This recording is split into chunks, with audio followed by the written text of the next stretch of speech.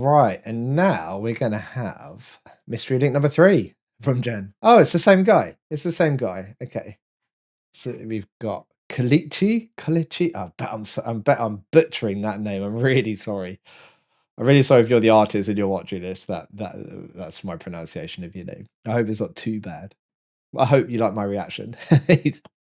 Anyway. You know, I'd give anything not to drown in my insecurities. I'm just going to put it out there. I apologize for stopping so quickly. Is that the track we had previously was, hold on, let me just have a quick look. It was from 8 years ago, and this track's from 8 months ago. So this is relatively newer. So let's go back. You know, I'd give anything not to drown in my insecurities. And there's a huge difference between knowing the solution and actually following through. Yeah. I'm so tired of doubting myself, putting myself down. I just need to ignore all the lies that keep running through my head. Yeah, I show strength even when I'm feeling weak. I suit up and show up as I'm dealing with defeat. Depression is present, you can hear it when I speak. And if I tell you I'm okay, I'd be lying through my teeth. Racing thoughts as I'm driving in my Jeep. I just wanna feel that peace like I'm dying in my sleep. Let's be honest, you wanna know the truth? I wanna feel that freedom, but I'm stuck in self-abuse. Quivering, anxiety's through the roof. If I'm not taking care of me, then I'm not taking care of you. I fall short, turn around and make a joke. I make light of situations cause I don't know how to cope. I'm sticking out my hand, praying someone pulls me up. I can't cry for help like my mouth is swollen shut. I'm all in, I'm ripping off the mask. Missed opportunities, another year has passed. And yeah, I realize to get older is a privilege. It's a miracle to make it through addiction. To all my close friends, I am sorry I've been distant. I'm sorry I don't text and I'm sorry I don't visit. It's like life is like a minefield I walk through. Just need a little hope and a God that I can talk to. Nobody is perfect, everybody makes mistakes. I've came a long way, I need to give myself a break. I get so in my head, thinking I should be further in life than I am. It cripples me. I struggle to live in the here and now. I'm always fixated on the future. It's like my mind can be so dangerous, and it can become such a dark place. Even in a crowded room, It seems a convenient place to stop after that spoken word bit. It's really interesting, isn't it, about hearing him talk about this fairly recently compared to when he came off his substance use addiction. And I wonder if what he is dealing with now and what he's talking about in this song is what he previously would have used substances to escape from. I mean, he's given quite a lot of weight. He's given apologies quite a lot away there regarding his experience and what he's going through, which I'm sure again people will relate to. I mean, he's talking here about I'm so tired of doubting myself and putting myself down. But then he says, I just need to ignore all the lies that keep running through my head. So he knows they're lies. He knows they're not necessarily true and that they're very self critical. He's trying to find a way to ignore them. And I think from a therapist perspective, ignoring them is very difficult. Ignoring them gives me a sense that they're trying to be kind of pushed away to some degree. Whereas the problem with that is we have something called, if you do thought suppression, you have something called thought rebound, where actually they come back stronger later on. This is where ideas of kind of acceptance and willingness. Okay, acceptance isn't the best word for it. I don't like the word. I just use it because that's the word that's generally used in literature. More of a willingness. You can have those thoughts there, but not let them take over your behavior and emotional responses. There are ways to do it. It's what we do in acceptance and commitment therapy. Let me give you a very, very quick example. Say I have a bit of paper.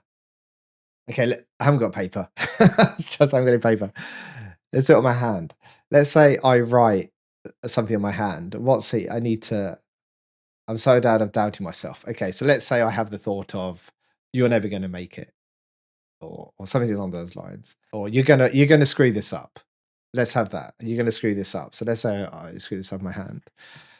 If I really focus on that thought and I really fuse with them and I get really hooked up on it, it's like that thought is here. I'm going to screw up. It's all I can see. I'm going to screw up. And when my hand's like this, how do I engage in the world? How do I engage with my daughter? He's got a daughter. How do I engage with them?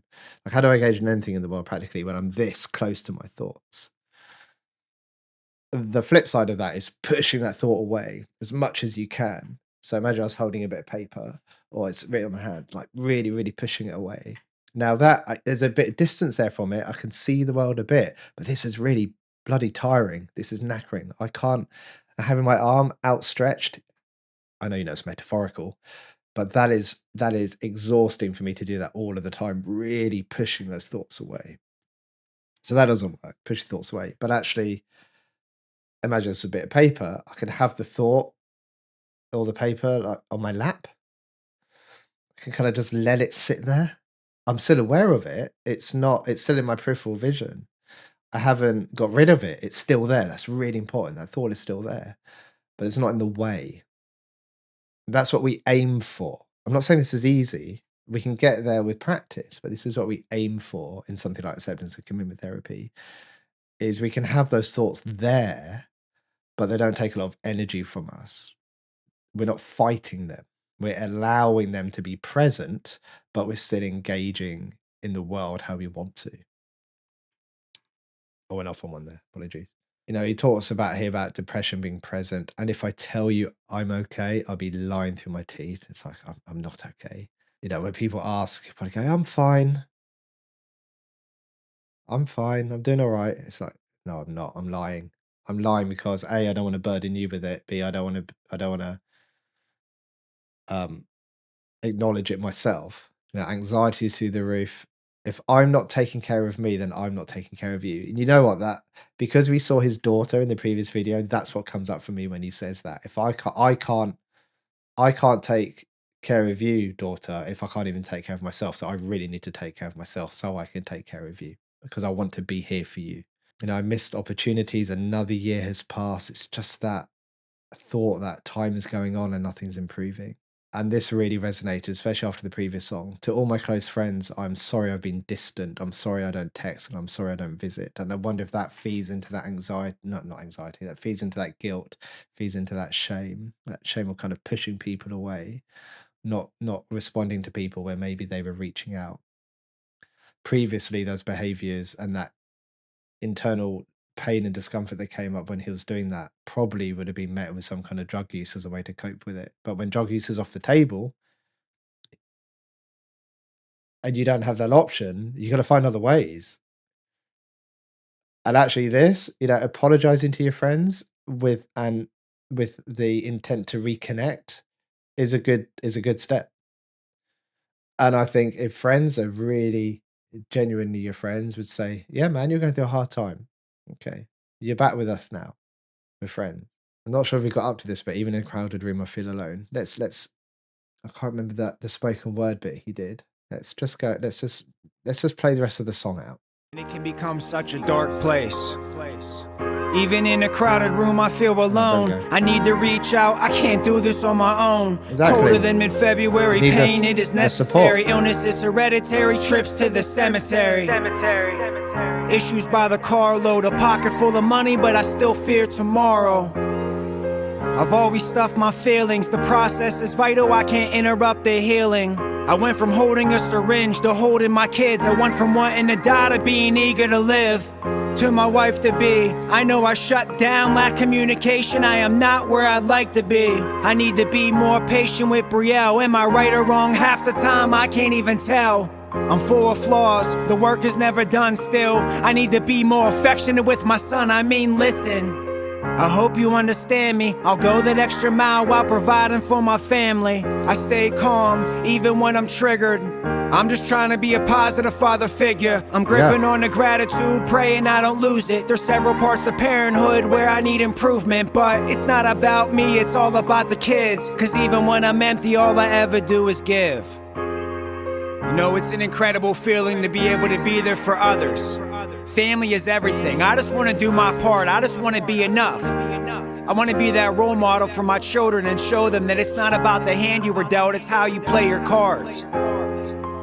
I want them to know that they can come to me about anything, and they don't ever have to face their problems alone. Isolated in this pessimism, synthetic prison. Again, I'm headed towards these vicious emotions with no forgiveness. I pick myself up every time I fall. I pick that phone up, God, every time you call. I only seen two options, death or jail.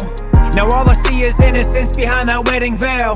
You can flip that coin, cause whether it's heads or tails, I'm embracing every risk, I won't ever fail.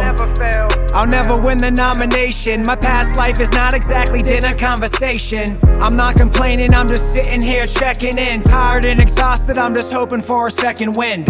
I should reach for help, maybe I don't ask enough. Bending down, picking up the pieces to this fractured trust. I'm driving on this lonely road, going toe to toe with all my demons, God only knows. I feel worthless, I beat myself up on them days that I ain't perfect. I should be elated for the fact that I'm alive. I mean, I should be happy for the fact that I survived.